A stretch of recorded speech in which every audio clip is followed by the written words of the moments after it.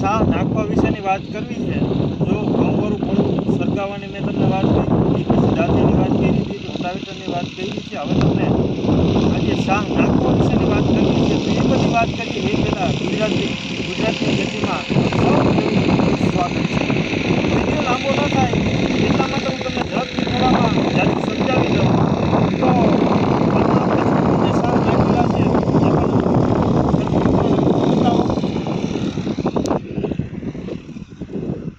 જો તમે શાહ કેટલો લાંબો છે એ પણ તમે જોઈ શકો છો, અને કેટલો સીધો નાખેલો છે એ પણ તમે જોઈ શકો છો. આપણે 60 હોર્સ પાવર ન્યૂ ઓલેન 3602 થી આ નાખેલા છે, આ તમે જોયું. હવે જે મિત્ર તમને એ સમજાવવું છે કે હવે 54 પછી આપણે 60ના પણ નાખ્યા છે, તો હવે આપણે 60ના શાહ તમને હું બતાવું. ચાલો, આમાં મિત્ર આપણે 60ના શાહ નાખેલા છે, આપ જોઈ શકો છો. જે કેટલા સીધા નાખેલા છે એ પણ તમે જુઓ. પછી ખાસ આના સેટિંગ વિશેની તમને વાત કરવી છે, તો એ પણ હું વાત તમને કરી દઈશ. સેટિંગ વિશેની કઈ રીતે એને હાંકવા શકો છો, આમાં પણ સેટો કેટલો લાંબો છે એ પણ તમે જોઈ શકો. હવે શાહ આપણે ચાલુ છે તો એનો પણ વિડીયો તમને બતાવી દઉં. ખેડૂત મિત્રોને ટ્રેક્ટરનો વિડીયો બતાવો કઈ રીતે શાહ નાખે છે, પછી ખાસ સેટિંગ વિશેની વાત હું તમને સમજાવું છું. 60ના શાહમાં શું સેટિંગ કરવું, અથવા તમે કોઈ પણ શાહ નાખતા હોય ત્યારે શું ધ્યાન રાખવું, એ ખાસ વસ્તુ સમજવા જેવી છે, તો એની મારે તમને વાત કરવી છે. તો હવે તમને ટ્રેક્ટરનો વિડીયો બતાવી દઈએ કે કઈ રીતે હાંકે છે, એ પણ ખેડૂત મિત્રોને બતાવો. તમે એની સ્પીડ પણ જોઈ શકો છો. તો આ છે એની સ્પીડ, જે પાછળથી તમે જોઈ શકો છો કે કેટલી સ્પીડથી ટ્રેક્ટર હાલી રહ્યું છે. શાહ પણ એટલો લાંબો છે, મારા અંદાજ પ્રમાણે લગભગ 1400 ઉપર, એટલે કે 1400 ફૂટ પ્લસનો શાહ છે. અને ખાસ સેઢા વારવાનું જો એ પણ હું તમને બતાવી દઉં કઈ રીતે વારવું, જેથી કરી શાહ બગડે નહીં, ખોટા શીલા ના પડે.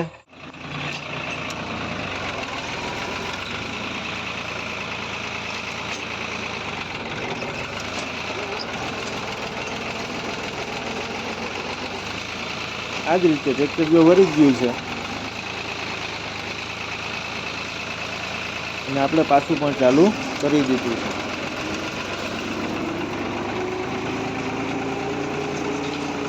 આ જ રીતે જો વચ્ચે એક બોર છે, ત્યાં પણ કઈ રીતે આપણે પાછળ રિવર્સ લઈને લઈ લઈએ છીએ એ પણ તમે જોઈ શકો છો.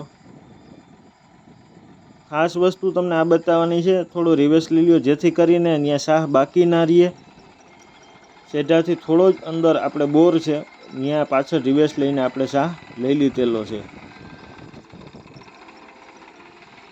તો આવા ઘણા અવનવા વિડીયા જોવા માટે અમને થોડા સપોર્ટની જરૂર છે, તો થોડો સપોર્ટ બને એટલું સબસ્ક્રાઈબ કરો, લાઈક આપો. તમને કાંઈ પણ પ્રશ્ન હોય તો જરૂરથી કોમેન્ટ કરો.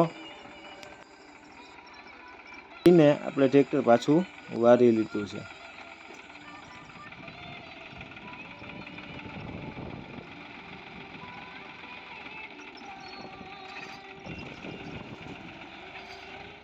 તો મિત્ર, હવે શાહ નાખવા માટે ખાસ સેટિંગની વાત તમને હું કરી દઉં, તો તમે સેટ જોઈ લ્યો. તો ચાલો હું તમને સેટિંગ બતાવી દઉં કે એનું કેવી રીતે સેટિંગ કરવાનું છે, કેટલું બેહાડવાનું છે, કેવી રીતે ટોપલીન રાખવાની છે. ખાસ એ સમજવા જેવું છે શાહ નાખીએ ત્યારે, અને પછી ખાસ પાછા શાહ ખોલીએ ત્યારે સેટિંગ ફેરવવાનું છે, શું ફેરવવાનું છે એનો વિડીયો હું નેક્સ્ટ ટાઈમમાં પાછો બનાવીશ. તો અત્યારે હું તમને આનું સેટિંગ બતાવી દઉં. આ મિત્ર તમે જોઈ શકો છો કે ટોપલીન આપણી લાંબી કરેલી છે, તો આટલી ટોપલીન લાંબી ન ચાલે, જેથી કરી અહીંથી આપણે ટૂંકી કરવી પડશે. તમે જોઈ શકો છો.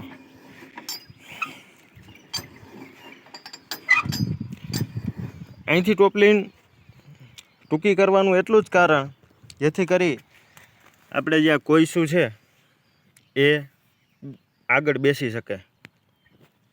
પછી માપના કોથરો બાંધી રાખવાનો છે, જેથી કરી શાહ થોડો પોરો થાય, અથવા તો અહીંયા પતરા આવે છે તો એ પતરા ફિટ કરી દેવાના જેથી શાહ પોળો થાય. પછી પાછું બીજી વખતમાં અહીંયા જ ફેરફાર શું કરવાનો છે એ પણ વિડીયો હું તમારી સામે પાછો શેર કરીશ. તો અત્યારે તમે જોઈ શકો છો કે કઈ રીતે આંકવાનું છે એવું તમને કહું તો ટોપલીન ટૂંકી રાખવાની છે, છાતી બેસવું જોઈએ માપનું વ્યવસ્થિત, શાહ સીધો પડવો જોઈએ. પણ આ જ વિડીયોમાં હું તમને એ વસ્તુ સમજાવીશ. જો હાથી બેસે તો જ શાહ ઊંડો થાય, પહેલી વખતમાં ઊંડો કરવા શું કામે એ પણ હું તમને કહી દઉં કે આપણે ખાતર ભરવાનું છે એટલા માટે.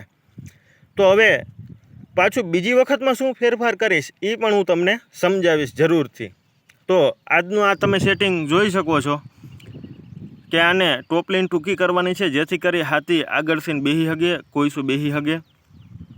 લાંબી ટોપલીન રાખશો શાહ ઊંડો થાય નહીં, શાહ ખાલી પોળો થાય. આપણે પોળો પહેલી વખતમાં પોળો કરવાનો નથી, ઊંડો કરવાનો છે જેથી કરી ખાતર આપણે ભરવાનું છે એટલા માટે.